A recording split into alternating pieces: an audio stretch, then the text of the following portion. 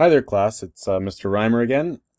This is going to be the first of a couple of tutorials I'll be posting, and I'm going to try and do these each week for each of the assignments from now on. But this one's a little bit of a review of our previous Photoshop work, because I know a lot of you were not able to hand in your hover shots assignment. Those were the two shots of you hovering in various places. So what I'm doing here is I'm taking the two example photos that I'd uploaded to the classroom, and I'm just showing you how to do this in Photopea. Now, same sort of thing applies for when you do this yourself. You're gonna have to set up your phone if you, for some reason, haven't taken these photos. But most of you should still have these on your drive, the ones that you took, and you just need to finish up the Photoshop work. So what I've done is, just like Photoshop, this is actually almost exactly the same. I'm going to hit this enlarge here so it looks a little bit closer. This looks very, very similar to the Photoshop layout. Most of the tools are the same. Some of them function a little bit differently. The big issue is just it's the quality thing. It's a little slower, and it's got a few less features in Photoshop, which is understandable because it's both an online program and it's free. So what I've done is, like always, you go File and you can go Open up your images. So I've opened up two different images. I've opened up my image with Stephanie here on the chair, and I've opened up my shot taken with the tripod of just the hallway without Stephanie. So a couple of things are a little bit different, so I'm just going to show you how to move photos. I would have normally in Photoshop just dragged this photo onto the other one, but it doesn't work like that. You don't have the ability to kind of have free-ranging palettes. So what I'm going to do is I'm going to use the rectangular marquee tool here.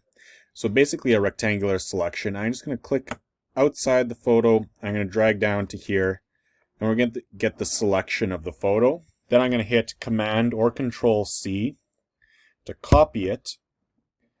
And we're going to click on the other photo, pardon me, and we're going to hit Command or Control V to paste it. Now, one thing you'll notice is that it hasn't pasted. That's actually just a little bit of lag because we're working with images on this online program here. So the first time I tried to do this tutorial for you guys, I was like, what the heck's going on? And I was like, Command V, Command V, Command V. And then I had like 6 layers pasted as it kind of caught up. I'm like, oh, okay, it wasn't that it wasn't working. I just had to wait a little bit for things to catch up to the commands I was doing. So you can see, just like in Photoshop, we have our layers here. We have the on-off. So I can turn this off and you can see the photo below it. There's a slight lighting change, but things are pretty close. Then we've got our background here. So let's duplicate this background. So we're going to duplicate the layer, just because we always duplicate layers when we're working. You always want to leave your original in the back there. And now this is a very, very simple thing. We're going to do this in the most basic way, because it's just an intro to using Photoshop, or Photopea in this case. So we're going to go layer 1. I'm going to double click on layer, and I'm just going to call this hover, and we're going to call this empty background.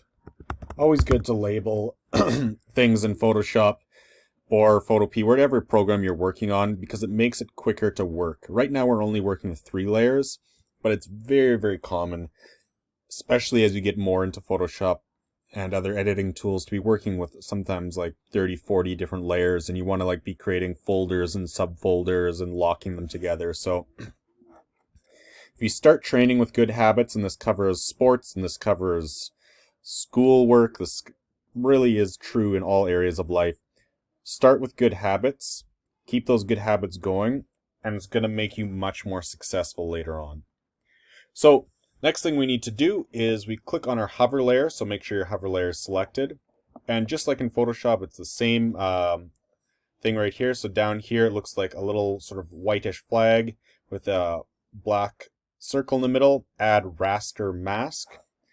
That's the shortcut I always use. We can always, I think it's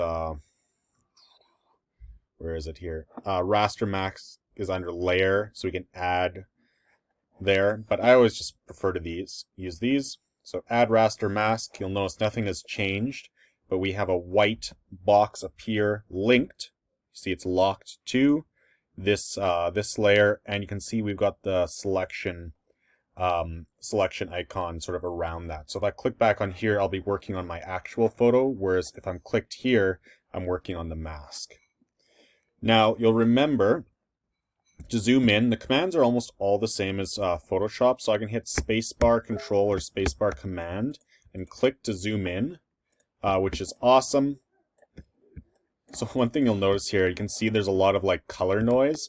That's part of the fact that this was originally a raw image opened in Photopea, and it does a really terrible job of removing noise from raw images. So we've zoomed in here, we can kind of see the edge of Stephanie's leg and her blundstones there and the chair. And so you'll remember, same as Photoshop, we paint, so we use the Paintbrush Tool. And I'm going to click here. So you can see right now, I'm actually drawing white. This is the color up top is the one I'm using.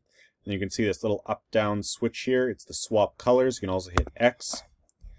Remember, white is opaque. Black means transparent on a mask. You're basically telling the pixels of that layer what transparency they have. So if I paint here in black, all I'm doing is actually telling those pixels to be transparent.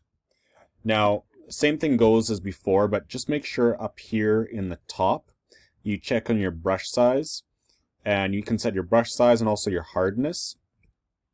Now, you probably want your hardness fairly low, especially when you're doing larger areas. Maybe a little bit more to the middle if you're going in to do some more finer detail work. So remember, spacebar command or spacebar control to zoom in. So we're going to zoom into her leg here. And then you're also using the open and close square brackets, just like in Photoshop, to change the size of your brush. But you can also do it manually by going up to the brush settings and changing the size there. I just always work with hotkeys because it's faster. So go in here, we're going to go a little bit smaller of a brush. And I'm just going to try and draw as best as I can using a smooth mouse movement. Now, this isn't how I would do it professionally, but there's a few more steps involved that you haven't learned yet. And this isn't a case where the automatic selection works great, just because there's the colors and because the color noise itself makes it a little hard.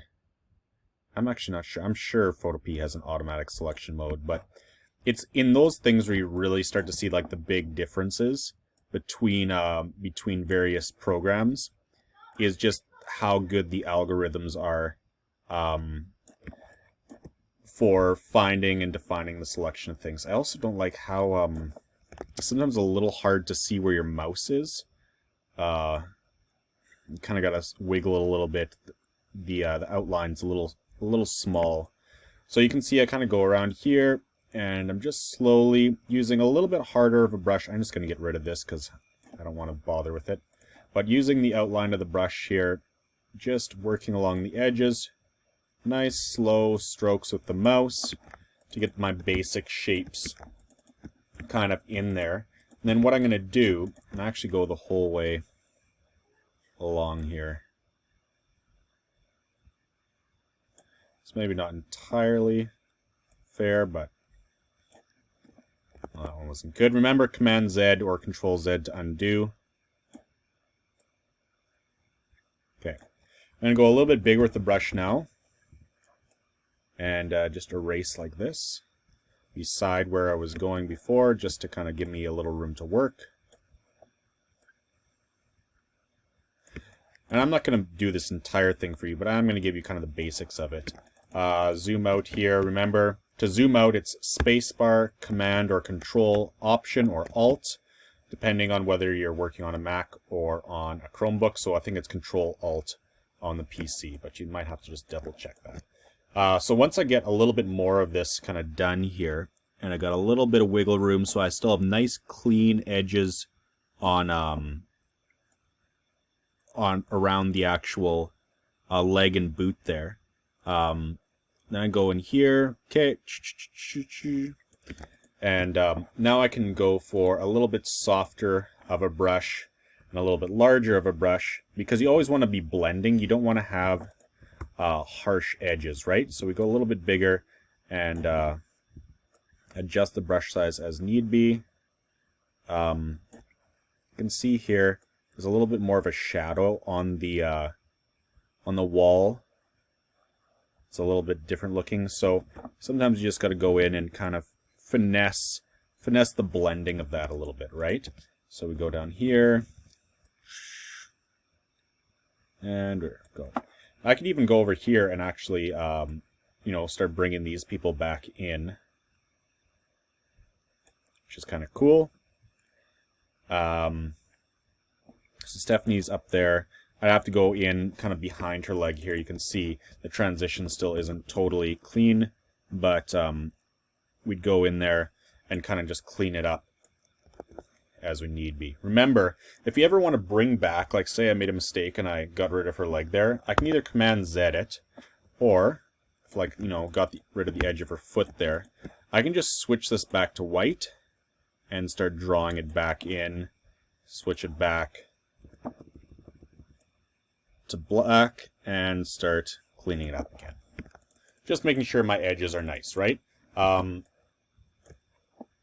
We might want to add a little bit of that shadow back in, whether we add another layer with a multiply or whatever that happens to be. But this is the basics of how to do your hover shot. Once you're done, you'll go File, Export As.